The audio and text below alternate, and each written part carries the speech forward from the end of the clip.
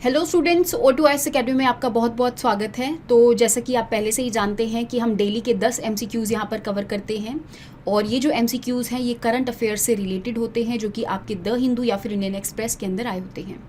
तो आज के MCQs शुरू करने से पहले अगर आपको इस वीडियो की PDF चाहिए तो आप हमारी O2S अकेडमी की जो ऐप है इसको डाउनलोड कर सकते हैं और यहाँ पे ये आपको PDF अवेलेबल रहेगी। स्टार्ट करते हैं आज के सबसे पहले क्वेश्चन से, that is related to international open access week. अब ये इंटरनेशनल ओपन एक्सेस वीक क्या है, इसको कौन ऑर्गेनाइज करता है, उसके रिगार्डिंग हम बात कर लेते हैं। तो आपको 2 स्टेटमेंट्स प्रोवाइड करी हैं, आपने इसमें से करेक्ट स्टेटमेंट को आइडेंटिफाई करना है। जैसे सबसे पहले अगर मैं बात करूं कि ये जो इंटरनेशनल ओपन एक्सेस वीक है इसको अक्टूबर के लास्ट वीक में मनाया जाता है और यहाँ पे थोड़ी अवेयरनेस क्रिएट करी जाती है पब्लिशर्स और जो रिसर्चर्स हैं उनके अंदर। बेसिकली हायर एजुकेशन से रिलेटेड यहाँ पे अवेयरनेस क्रिएट करी जाती है कि जितने भी उनके रिसर्च आर्टिकल वगैरह हैं उसके रिगार्डिंग। तो दैट मीन्स आपकी जो फर्स्ट स्टेटमेंट है ये करेक्ट हो जाएगी। सेकंड स्टेटमेंट के बारे में अगर मैं बात करूं कि यहाँ पर इस इंटरनेशनल ओपन एक्सेस वीक को हालांकि स्पार्क ही कंडक्ट करवाता है अलग पार्टनर्स के साथ मिलकर, लेकिन स्पार्क जो है वो रिसेंटली फाउंडेड नहीं है, ये 2008 में फाउंड किया गया था।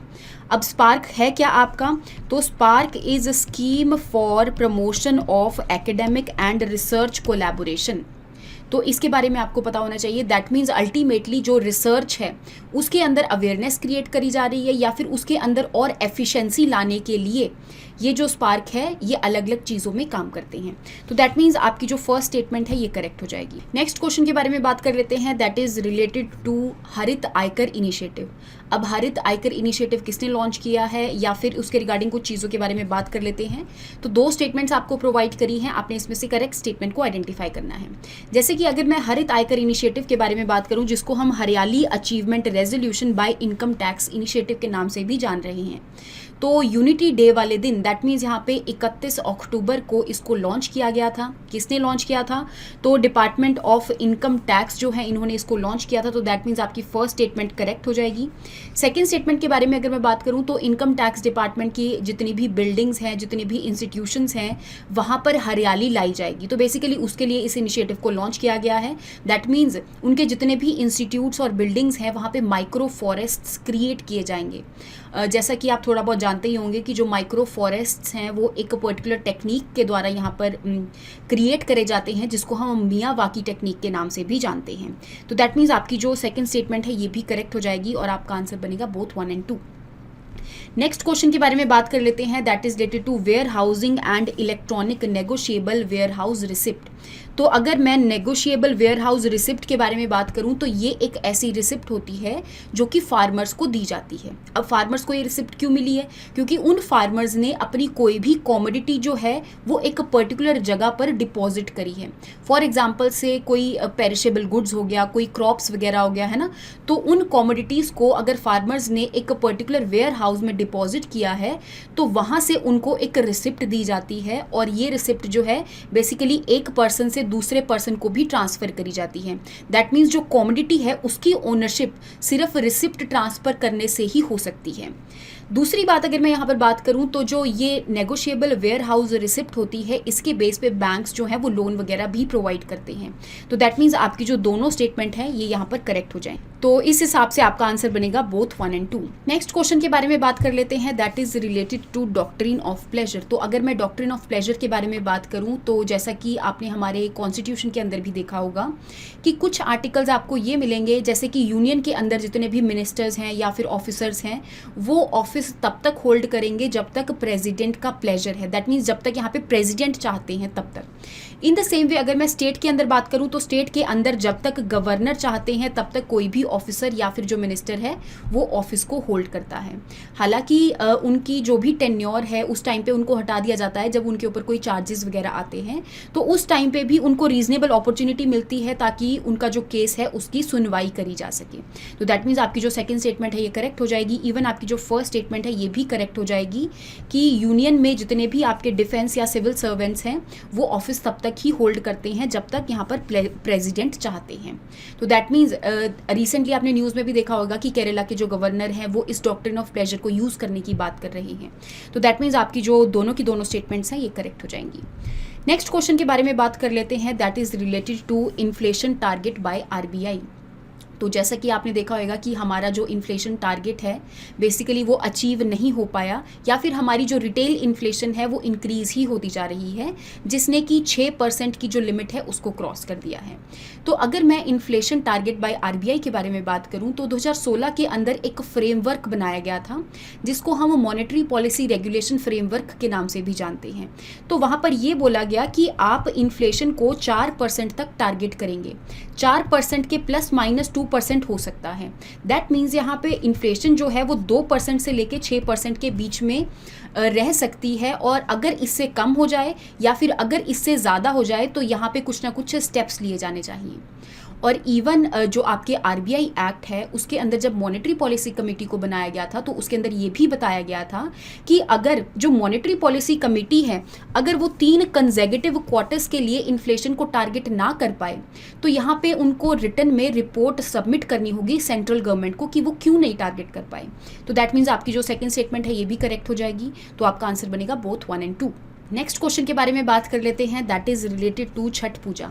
तो जैसा कि रिसेंटली आपने देखा होगा कि छठ पूजा को बहुत धूमधाम से मनाया जा रहा है, मनाया गया है।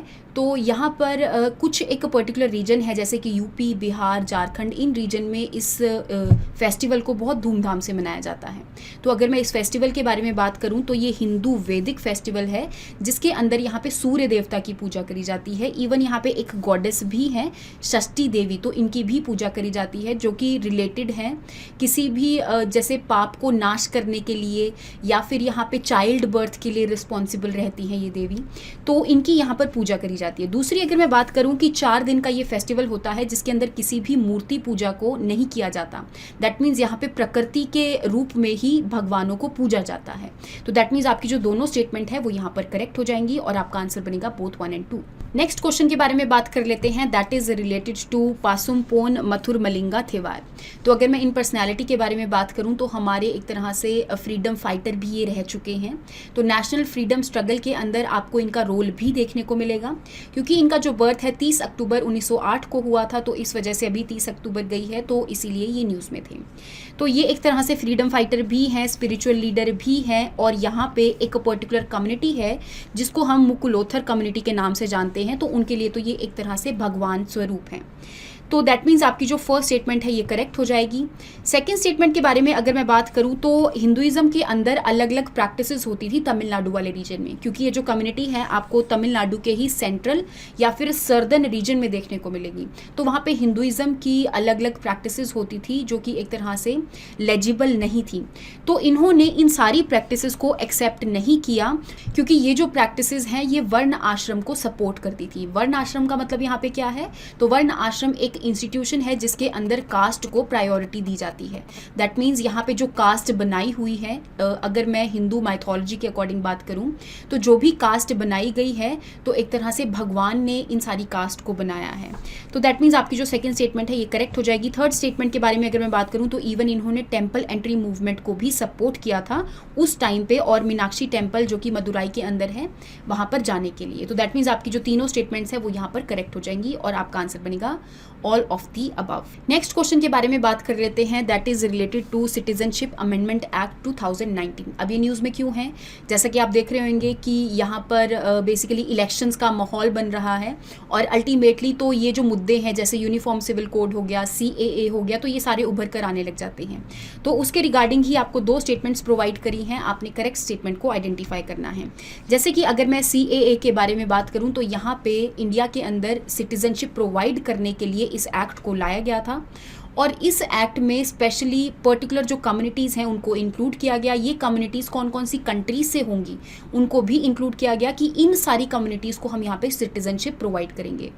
तो इन कम्युनिटीज़ और कंट्रीज़ के बारे में आपको पता होना चाहिए। कौन कौन से यहाँ पे रिलीजन के बारे में इन्होंने बात करी कि जो भी अफ़गानिस्तान, बांग्लादेश या फिर पाकिस्तान से जितने भी हिंदू, सिख, बुद्धिस्ट, जैन, पारसी या फिर क्रिश्चियन कम्युनिटीज़ हैं जो कि इंडिया में आकर रह रही हैं, एक पर्टिकुलर टेन्योर दिया जाता है कि इतने साल तक उनको रहना चाहिए, तब हम यहाँ पे उनको सिटीजनशिप प्रोवाइड कर देंगे।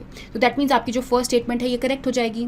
तो जो ये आपकी CAA की अमेंडमेंट हुई है 2019 के अंदर, इसमें इंडियन सिटीजन्स को सिटीजनशिप देने की बात नहीं करी गई क्योंकि इंडियन सिटीजन्स जो हैं उनको अलग तरीके से सिटीजनशिप दी जाती है, जैसे कि बाय बर्थ दी जाती है, ठीक है, अलग अलग तरीके होते हैं।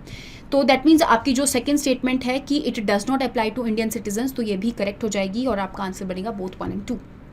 नेक्स्ट क्वेश्चन के बारे में बात कर लेते हैं, that is related to investor education and protection fund authority. तो ये जो अथॉरिटी है 2016 के अंदर बनाई गई थी, तो हमारी जो मिनिस्ट्री ऑफ कॉरपोरेट अफेयर्स है इसके अंदर बनाई गई थी। तो जैसा कि आप जानते हैं कि जो स्टॉक मार्केट है उसके अंदर अलग अलग शेयर्स जो हैं लोग खरीदते हैं। तो अगर कोई ऐसा शेयर है जिसको 7 सालों तक क्लेम नहीं किया गया, या फिर ऐसे कोई भी फंड्स हैं जिनको 7 सालों तक क्लेम नहीं किया गया, तो अल्टीमेटली वो शेयर्स या फिर फंड्स जो हैं वो कंसोलिडेटेड फंड ऑफ इंडिया के तहत चले जाते हैं। तो कंसोलिडेटेड फंड ऑफ इंडिया के अंडर भी एक अलग से फंड मेंटेन किया गया है जिसके अंडर ये सारे के सारे जो शेयर्स हैं वो चले जाते हैं। तो दैट मीन्स आपकी जो थर्ड स्टेटमेंट है ये करेक्ट हो जाएगी। सेकंड स्टेटमेंट के बारे में बात करूं तो इन्वेस्टर की एजुकेशन, प्रोटेक्शन या फिर अवेयरनेस के रिगार्डिंग ये अथॉरिटी काम करती है, जिसको 2016 के अंदर बनाया गया था। ठीक है, तो यहाँ पे अल्टीमेटली ताकि जो भी शेयर्स हैं, अनक्लेम्ड डिविडेंड्स हैं, उनको दोबारा से अगर कोई पर्सन क्लेम करे तो उनको दोबारा से रिफंड किया जा सके, तो उसके रिगार्डिंग भी ये अथॉरिटी काम करती है। तो दैट मीन्स यहाँ पे आपकी जो तीनों स्टेटमेंट्स है वो करेक्ट हो जाएगी और आपका आंसर बनेगा 1, 2 and 3। लास्ट क्वेश्चन के बारे में बात कर लेते हैं, that is related to world energy outlook report. तो ये जो रिपोर्ट है इंटरनेशनल एनर्जी एजेंसी निकालती है, हर साल इस रिपोर्ट को निकाला जाता है। तो दैट मीन्स आपकी जो फर्स्ट स्टेटमेंट है ये करेक्ट हो जाएगी।